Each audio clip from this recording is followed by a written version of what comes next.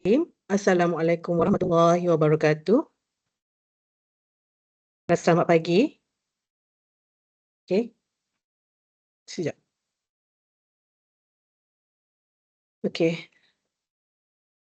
sebelum saya mula, boleh saya tanya, syarikat anda adakah di kalangan, tuan-tuan dan puan-puan di sini yang masih menggunakan borang ataupun Excel untuk menguruskan cuti ke tiada ke? Boleh bagi respon sikit tak dalam chat?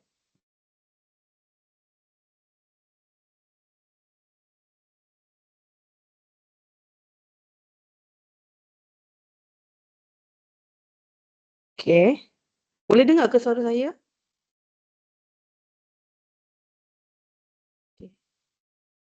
Okey.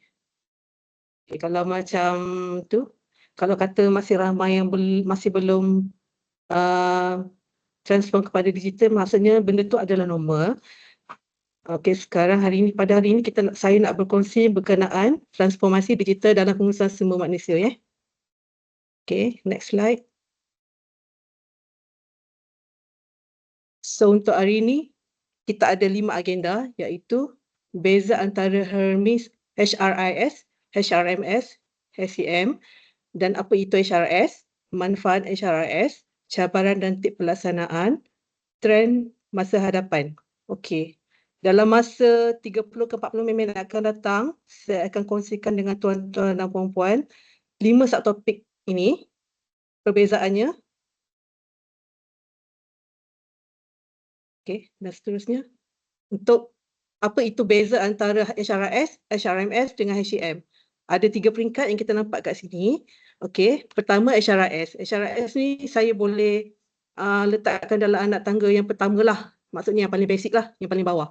Maksudnya sistem ni fungsi macam store record digital, dia menyimpan data pekerja, kehadiran, cuti dan juga payroll. Kerja dia macam simpan dengan proses data harian lah.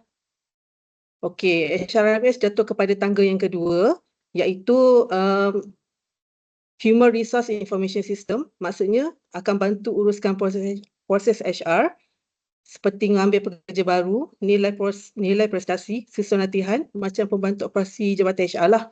Okey, yang tangga ketiga adalah HCM, stand for Human Capital Management. Okey, yang ini maksudnya akan membantu pihak atasan membuat keputusan yang lebih strategik, macam seperti merancang keperluan staf, succession planning dan mengekalkan bakat yang terbaik. Okey. Untuk menyenangkan lagi kita punya sesi untuk hari ini, jom kita lihat perbandingan ringkas antara ketiga-tiga ni. Okey. So, okey. Untuk HRIS, selalunya skopnya adalah data dan juga rekod asas. Okey. HRMS adalah operasi dan juga proses HR. HCM adalah strategik dan modal insan. Okey, fokus utama HRIS selalunya kepada operasi dan juga proses HR seperti rekod pekerja, kehadiran, cuti dan juga gaji. Maksudnya basic modul lah yang selalu ada dalam HRIS ni. Okey, untuk HRMS dia dia dia golongan pertengahan seperti macam pengambilan pekerja, rekrutmen, penilaian prestasi, appraisal, latihan dan juga training. Okey, yang untuk Human Capital Management HCM ni mau kepada perancangan tenaga kerja, pengurusan bakat dan juga workforce planning lah. Okey. So, untuk HRIS ni selalunya melibatkan company yang kecil lah, macam daripada sesuai untuk headcount dalam 1 ke 200 orang, lebih kurang macam tu. Sebab proses HR ni masih simple dan cukup dengan rekod asas yang seperti payroll, cuti dan juga kehadiran. So, untuk HRMS ni, fasa sederhana, kita panggil fasa sederhana. So, headcount dia macam lebih kurang dalam 200 ke 1000 orang dengan proses HR yang lebih kompleks. So, HRMS ni akan jadi lebih relevan kerana kebiasaannya saiz begini dah ada dalam saiz macam ni, company tu dah ada beberapa jabatan. Macam so proses HR pun akan jadi lebih kompleks lah. macam rekrutmen aktif, appraisal berstruktur dan juga latihan berkala. Untuk Human Capital Management HCM selalunya melibatkan organisasi-organisasi yang besar dan headcountnya lebih daripada 1,000 lah. So fokus kepada strategi model insan jangka panjang bergerak ke HCM kerana kebiasaannya organisasi yang besar ni memerlukan strategic planning, succession planning dan juga global management, talent management. Okay. So untuk hari ni fokus utama kita adalah kepada HRIS. Okay. Sebelum saya meneruskan ke slide seterusnya, ada apa-apa soalan? Boleh saya teruskan? Okay. So, apa itu HRIS sebenarnya? Okay, HRIS tu kita boleh takrifkan sebagai satu sistem digital yang mengintegrasikan pelbagai proses dalam data sumber manusia ke dalam satu platform. Maksudnya kalau dulu data pekerja tu kita guna Excel dalam 5 file Excel. So sekarang ni HRIS tu kita gabungkan semua tu jadi satu. Okay. So HRIS juga akan menggantikan Excel, borang-borang kertas dan juga rekod pasingan. Maksudnya kalau sebuah company itu menggunakan HRIS, dia tak akan guna lagi lah Excel, dia akan mengurangkan penggunaan kertas lah. So komponen asas, komponen utama dalam HRIS ni adalah bekalan data pekerja, kehadiran dan cuti, payroll, tuntutan dan juga portal layan diri. Okay. HRIS ni merupakan evolusi daripada manual kepada perisian standalone dan juga kepada cloud-based SaaS lah. So manual tu maksudnya macam saya cakap tadi, Excel dan file kertas tu susah kalau kita nak masih mengamalkan sistem manual dalam organisasi lah sebab akan banyak jadi error, lepas tu nak cari staff record pun susah sebab manual kan. So kita beralih kepada stand-alone perisian, maksudnya perisian tu perisian on-premise. Kita kena ada server sendiri, lepas tu ada pula orang IT yang akan jaga kita punya server tu, so susah lah. So sekarang ni kita dah tak guna tu, kita lebih kepada cloud-based SaaS, iaitu kita boleh akses sistem ni di mana-mana saja. Sehingga mana vendor akan uruskan server, automatic update mengikut peraturan terkini. Maksudnya kalau sekiranya ada perubahan EPF punya rate ke apa ke, so ke apa ke, automatic update lah dalam sistem tu. Okay. Okay, apa dia ciri-ciri HRIS yang baik? Okay, saya listkan kat sini ada 5 lah ciri-ciri HRIS yang baik. Okay. Yang pertama, antara muka yang mesra pengguna. Maksudnya sistem ni senang guna, tak perlu training yang lama.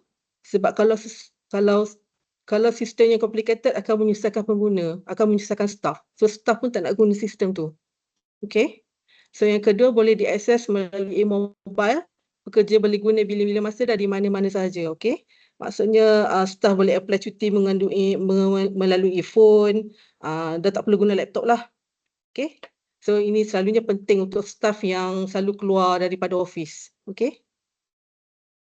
Dan seterusnya mampu berintegrasi dengan sistem lain seperti keuangan dan juga payroll pihak ketiga.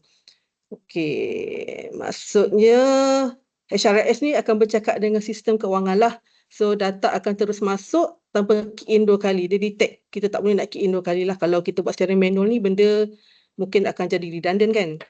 Okay. So yang ketiga seterusnya adalah patuh kepada keperluan tempatan. Maksudnya macam yang saya cakap tadi, automatik sekiranya ada perubahan kadar ke apa ke, macam EPF, SEXO, setiap bulan kadang-kadang ni mungkin akan berubah. So kalau berubah ikut kerajaan, kalau kita buat secara manual kan macam susah kan benda tu. Kalau kita guna sistem ni, dia akan automatik mengikut kadar perubahan yang ditetapkan oleh kerajaan lah. So better guna HR sistem lah daripada manual. Sebab HR tak payah risau nak kira secara manual, syarikat pun automatic comply dengan semua peraturan tanpa perlu buat kerja tambahan. Okey.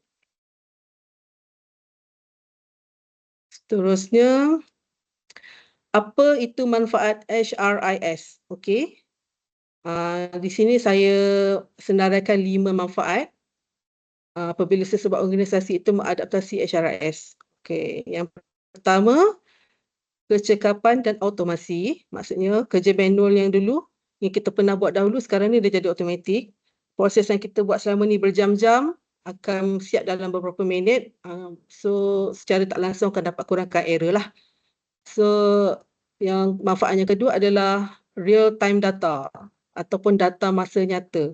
So maksudnya laporan dashboard untuk keputusan yang pantas. So yang ni tak perlu tunggu compile secara manual lah. So, maksudnya apa sahaja kita punya yang data yang kita masukkan dalam sistem tu kita boleh check terus. Kita tak perlu nak compile secara manual dah. Okey. Layan diri pekerja secara tak langsung akan mengurangkan beban pentadbiran HR. Contohnya nak cek slip gaji, baki cuti, nak memohon cuti. HR maksudnya staff boleh sendiri buat benda tu, tak perlu nak melibatkan HR. Okey, HR pun tak payah pening-pening dah nak jawab soalan yang banyak kali berulang-ulang. Okey. Okey, manfaat yang seterusnya adalah pematuhan. Macam saya cakap tadilah, kemaskini automatik EPF, SUKSO, PCB dan juga PDPA. So dia akan update sendirilah sekiranya ada perubahan dasar. Kadar, sorry. Okay. Seterusnya, jimat kos dan scalability. Okay. Kos awal tinggi tapi jimat jangka panjang. Sistem boleh tumbuh bersama dengan organisasi. Okay. So, manfaat ni semua nampak macam menarik secara teori. Tapi macam mana agaknya kalau organisasi tu betul-betul migrate kepada sistem ni. Okay. So, seterusnya kita akan lihat impact sebelum dan selepas kita menggunakan HRIS. Okay. Okay. Sebelum HRIS, proses payroll mengambil masa dalam 3 ke 5 hari. So, selepas payroll, selepas HRIS, proses payroll akan kita lakukan kurang daripada 1 hari. So, jimat masa lah daripada sebelum ni 3 ke 5 hari. So, dengan adanya HRIS, kita boleh melaksanakan payroll kurang daripada 1 hari. Okay. So, kadar kesilapan pun akan, kalau secara manual pun akan tinggi. Kalau kita menggunakan sistem, akan merendahkan juga, merendahkan error. Okay. Okay, cara rekod pekerja lambat dan secara bertulis. Kalau itu sebelum HRIS lah. Kalau selepas HRIS, kita nak cari rekod secara digital kan. So, senanglah. Kita just type, search, dapat terus keluar rekod mengenai pekerja lah. So, ini hanyalah gambaran pola yang biasa kita lihat. Okay. So, manfaat ni semuanya sebenarnya menarik sebab kita dah, kalau boleh kita dah tak naklah yang manual ni. Kalau boleh kita nak semua beralih kepada digital lah. Memudahkan HR lah especially. Okay, sorry. Seterusnya, cabaran dan juga pelaksanaan. Okay. Kebanyakan organisasi sekarang ni gagal sebab cara pelaksanaan. Bukan sistem yang salah. Saya rasa bahagian ni yang paling penting sekali sebab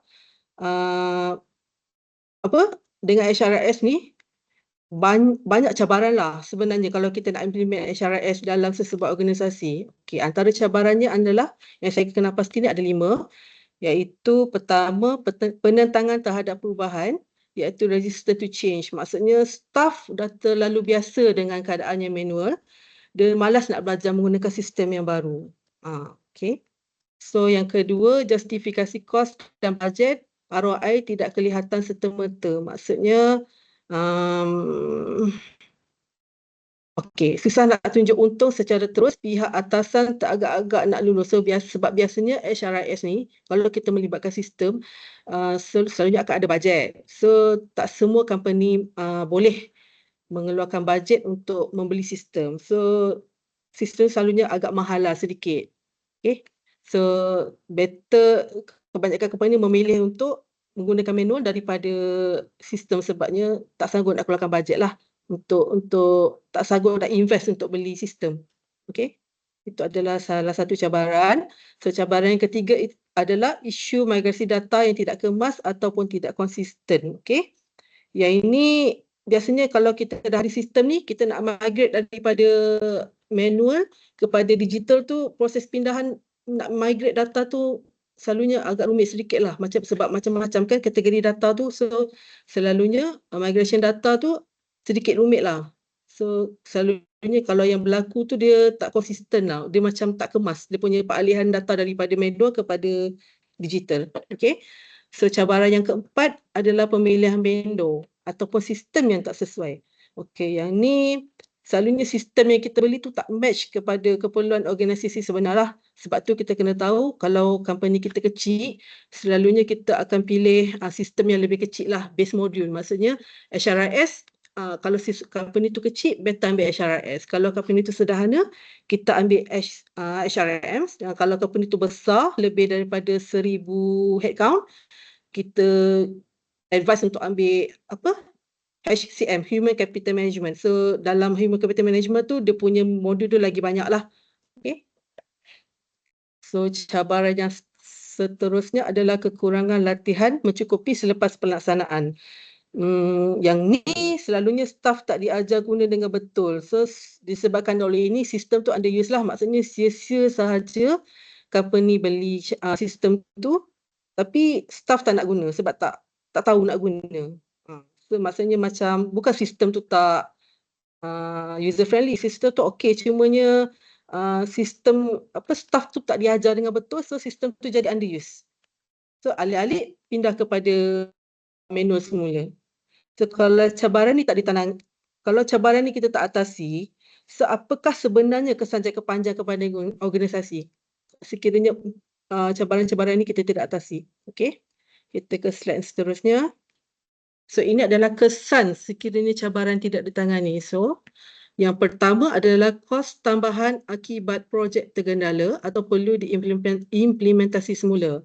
Maksudnya projek tu selalu gagal lah separuh jalan, terpaksa keluar kos lagi untuk baiki dan kita mula balik. Maksudnya sistem yang beli tu sia-sia je. Kita akan invest lagi untuk another system. Okay. Yang kedua adalah penerimaan staf rendah. Sistem dibeli tapi tidak digunakan sepenuhnya. Okey. Yang ni sistem mahal tapi staf tak guna sepenuhnya. Seolah-olah macam kita beli kereta, kita mahal tapi kita guna basikal. Macam itulah. Kita tak nak guna sistem tu, tak nak manfaatkan sistem tu. Okey. So yang ketiga, data tidak tepat menjejaskan kualiti keputusan pengurusan. Okey. Data salah masuk. Yang ni kita lebih kepada data yang salah masuk lah. So bila kita salah masukkan data, laporan pun salah, keputusan pengurusan berdasarkan maklumat pun jadi tak tepat. So ini adalah cabarannya lah. Okey. Yang keempat adalah reputasi Jabatan HR terjejas dalam kalangan pekerja dan juga pengurusan atasan. Ini maksudnya projek bermasalah. Bila projek ni bermasalah, akan buat nampak HR ni macam tak cekak lah. Walaupun sebenarnya itu adalah isu teknikal, bukan masalah HR sebenarnya. So macam mana kita nak elak semua ni? Macam mana kita nak elak supaya cabaran ni, isu-isu ini sebenarnya. Okay, kita ke slide yang seterusnya. So ini adalah tip pelaksanaan. Langkah praktikal untuk pelaksanaan HRIS yang berjaya. Sekejap. Okey, yang pertama sekali kita dapatkan buy-in daripada pengurusan atasan terlebih dahulu. So maksudnya sokongan ni kita buat daripada, selalunya sokongan yang buat daripada staf bawah senang diterima. Baikkan kalau kita sebagai HR je, kalau kita sebagai HR cakap kepada staf, okey, kita ada sistem baru ni, kita nak guna sistem ni, mesti dia orang buat tak tahu je sebab macam bukan datang daripada, arahan tu bukan datang daripada orang atasan. So dalam kes ni, CEO atau big boss, yang kita panggil big boss tu sesuai, patutnya panggil meeting, lepas tu cakap dengan staff kita ada sistem baru dan kita nak guna sistem tu. So selalunya bila kita dah announce macam ni, okey, staff akan automatik ambil serius, akan menggunakan sistem tu lah secara keseluruhan, sebabnya ini adalah keputusan rasmi daripada syarikat, bukan cadangan HR je lah. Okey. Yang kedua, kita libatkan HR dan juga IT dari peringkat perancangan awal. Okey. Yang ini supaya sistem yang dipilih sesuai dengan infrastruktur syarikat. Okey. Yang ketiga, Kita pilih vendor yang sediakan latihan dan juga sokongan berterusan. Okey, yang ni maksudnya kita kena pandai memilih vendor lah. Kita kena tahu apa latar belakang vendor tu macam mana. Jangan bila kita dah beli tu, bila dah beli jual. Dia tak datang balik kepada kita. So maksudnya benda tu, sistem tu sia-sia je lah. Yang kita beli tu dah lah mahal kan. Okey. So yang keempat, guna pendekatan berperingkat bukan secara Big Bang. Okey. Ini maksudnya tip pelaksanaan ni. So maksudnya kita tak menggunakan modul tu secara serentak lah, sebab selalunya kita guna base modul dulu. Kita amalkan base modul dulu. Base modul tu macam staff record data, payroll, cuti. Baru kita beralih kepada modul yang lagi complicated lah. Okay. So yang kelima, jelaskan manfaat sistem kepada semua staff. Okey, yang ini maksudnya kena terangkan kepada staff lah kenapa sistem ni bagus, supaya bukan sistem ni bukan sekadar untuk menyenangkan HR je. Kita kena ceritakan kepada staff apa manfaat sistem ni kalau kita dapat guna. Okey. Alright. Seterusnya, kita ada pelan pelaksanaan berperingkat. Okey. Okey, dalam HRIS kita ada 4. Ini adalah contoh susunan fasa pelaksanaan HRIS mengikut pendekatan fasa lah. So kita ada 4. So fasa yang pertama adalah assessment dan planning. Kita kaji dahulu sebelum beli sistem lah. So biasanya kita akan audit sistem yang sedia ada. Kita kenal pasti keperluan selama 1 ke 2 bulan. Maksudnya kita buat assessment dululah dan juga planning. Okay. So yang kedua, kita buat pilot ataupun modul trust. Maksudnya kita cuba dulu sistem tu dalam skala yang kecil. Macam jabatan A guna dulu sistem tu untuk 2-3 bulan, tengok macam mana. Okey ke tak? Okay. So yang ketiga, fasa roll out, fasa menyeluruh. So setelah kita dah gunakan pilot tu, kita roll out pula kepada seluruh organisasi. Kita luaskan pula kepada organisasi-organisasi yang jabatan-jabatan yang lain lah. Dalam ke 3-6 bulan macam tu, tengok macam mana penggunaannya. Okay. Yang fasa keempat adalah optimization dan review. So ini kita nilai semula dari semasa ke semasa. So maksudnya proses ni secara berterusan lah. Okay. So ini adalah pelaksanaan secara praktikal, dan sekarang kita lihat pula apa pula trend masa depan yang bakal mempengaruhi hala tuju HR digital yang seterusnya. Okay. Setakat ni ada apa-apa soalan ke?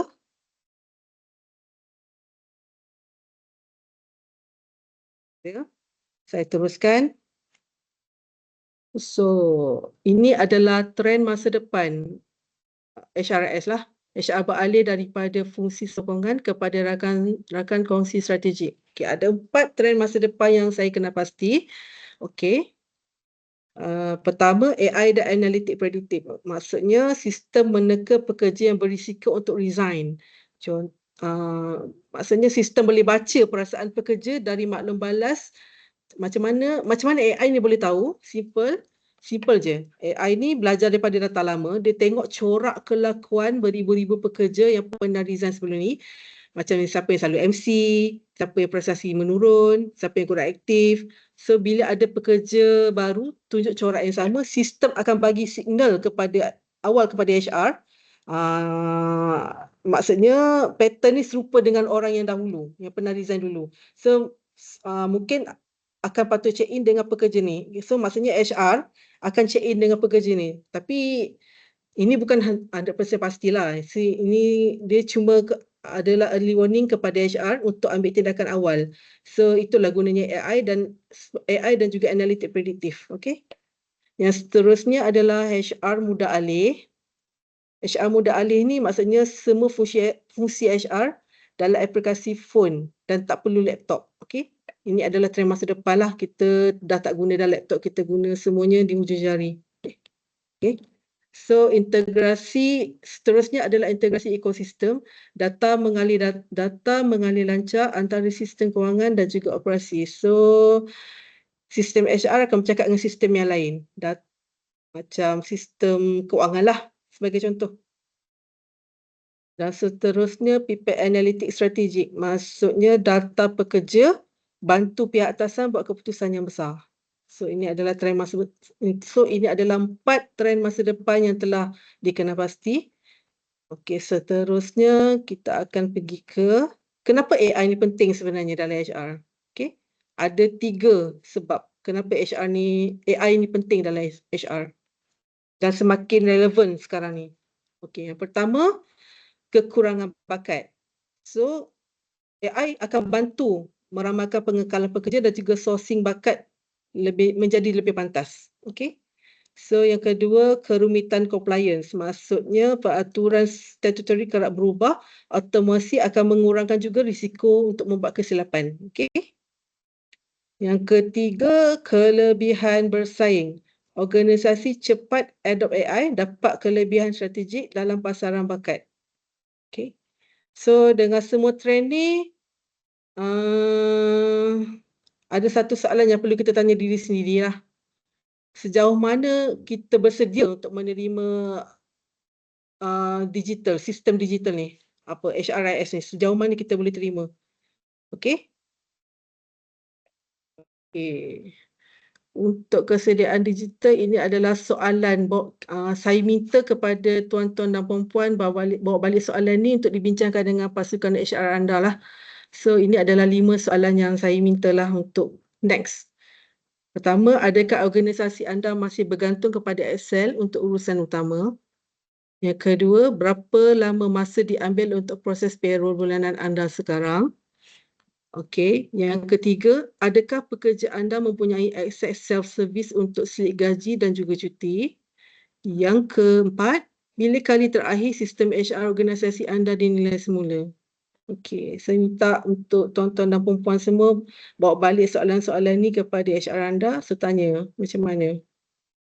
Kita reflect baliklah. Okay. So,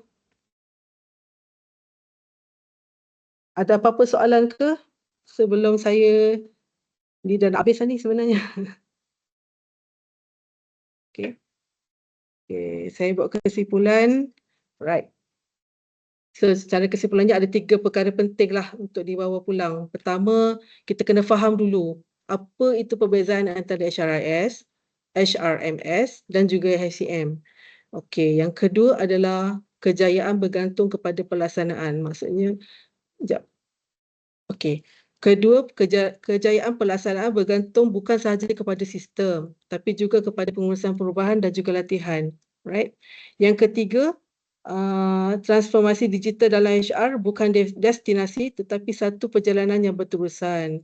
So, okey.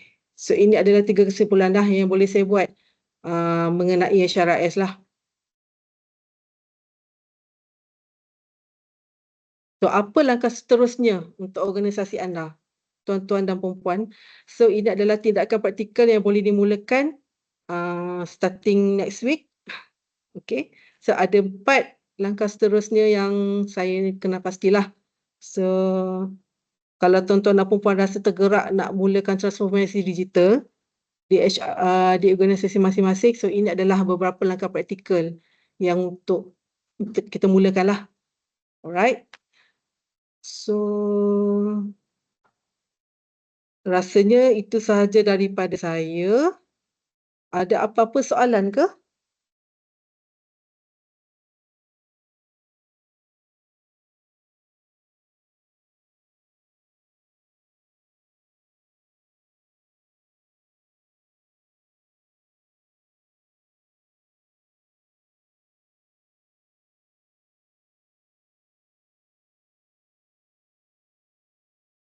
Kalau ada soalan boleh tanya dekat chat Boleh faham ke saya punya penerangan mengenai HRIS, HCM dengan HRIS?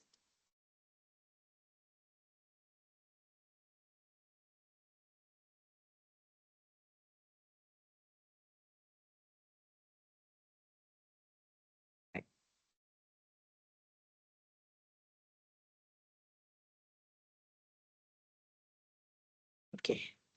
Okey, kalau tak ada soalan saya serah semulalah kepada, Cik Syauqi, untuk penutuplah. Terima kasih kepada Puan Hoda. Hmm. So, session kita pada pagi ini.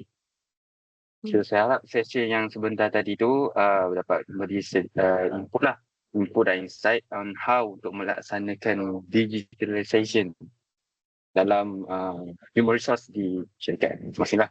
So, yang ni just sebab kita pun masa pun pendek je kan. Dia mungkin Puan Haida bagi on the surface. So in case you need a service of this kind of digitalization, you can guys can contact us. Okay. Yes. For more deeper conversation, much more deeper consultant lah. Yeah. Consulting punya services. Okay. Hmm. So saya akan show saya punya slide. Saya minta izin kepada Puan Haida. Right.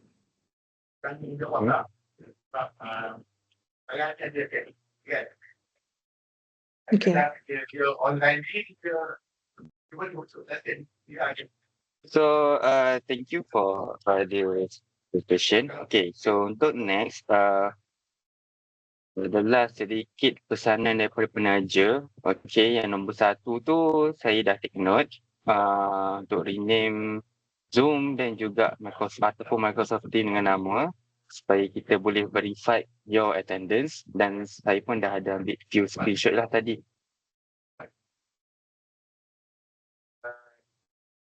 Okay, so dekat at the end of session nanti boleh check dekat web NTW. Okay, kat sini nanti boleh check dan completekan penilaian TEE. Okay, completekan penilaian TEE dan nanti dia akan auto generate certificate of attendance untuk this courses. Okay, so cara ni apply to all courses yang di offer di dalam National Training Week lah. Okay. Alright, so ni adalah special exclusive offer daripada kami, Irsyad Ashokor Consulting sempena National Training Week adalah kesemua upcoming public courses sehingga 31 Oktober kami. Kita akan offer 10% kelas kepada yang menyertai khusus Irsyad semasa National Training Week. Okay? So, boleh scan QR code ni, nanti akan ada sedikit form lah yang tuan dan puan perlu isi. Boleh take screenshot dekat sini, nanti saya akan share jugalah di dalam group nanti. Okay? So boleh take screenshot dalam 5, 4, 3, 2, 1. Okay? So ni adalah kita punya upcoming courses dalam bulan Ogos, masa yang terdekat. Boleh tengok kat sini. Boleh take screenshot. Dan nanti saya pun akan share dalam group juga, okay? So, dalam bulan September pun kita ada few courses, okay? Untuk Oktober pun kita ada. So, semua ni adalah apply 10% discount lah. Plus untuk peserta yang attend kami punya khusus masa National Training Week. Okay? So, yang ni adalah our new program, okay? New program iaitu Certified Office Administrator, yang mana certification ni akan diberikan oleh Oxbridge Institute or IPD of Professional Development, yang mana dia merupakan 3 hari program certification khas yang sekarang ni kita dah tambah baik daripada sudut admin, sebab kita tengok admin ni bukan sekadar hanya buat kerja-kerja fizikal saja, tapi sekarang ni penggunaan admin pun sekarang ni sangat-sangat memerlukan AI punya kompetensi, okay? AI punya prompting and etc. So sijil ni kami offer dia akan berlangsung pada 27 hingga 29 Oktober. Untuk assessment dia ada beberapa bentuk assessment lah yang kita akan buat. Satu adalah final exam dengan perlu buat final presentation. Okay? So untuk dengan yang lebih lanjut, saya akan share dalam grup juga kita punya brochure for this application. So sesuai untuk admin ataupun mereka yang berminat untuk dapatkan certification office administrator ni. Okay. So untuk pengetahuan juga, kita punya certification ni pun boleh claim CPD point, okay, Continuous Professional Development Points, yang ni diiktiraf oleh IPD Group UK. CPD Group UK, CPD Group UK. Okay. Antara courses highlight kita adalah Professional Administrative Excellence, Professional Communication, AI and Digital, Office System and Record Management, dan last sekali adalah Problem Solving and Decision Making. Okay. So ini adalah apa kita punya modul-modul ataupun kompetensi yang kita enhance dalam certification ni. Okay. So itu saja, sekian saja daripada kami, daripada HRS Consulting. So ini adalah contact number kami, so boleh take a screenshot ataupun boleh layari kami punya website. Okay, website di irsyad.com.my, dan kalau boleh juga scan QR code dan tinggalkan kami review pada Google. Okay, alright. So sekian saja daripada saya. Untuk recording session ni kita akan upload di YouTube Irsyad Consulting, dan saya akan maklumkan di dalam group nanti. Okay, so saya harap semua clear, dan keep supporting us. Akan ada banyak lagi kursus-kursus yang kami offer semasa NTW, dan semuanya percuma sahaja. Okay, so sekian saja daripada saya, daripada Irsyad Consulting. So itu saja. So wabillahi taufiq wal hidayah. Assalamualaikum warahmatullahi taala wabarakatuh. Bye Terima bye. kasih.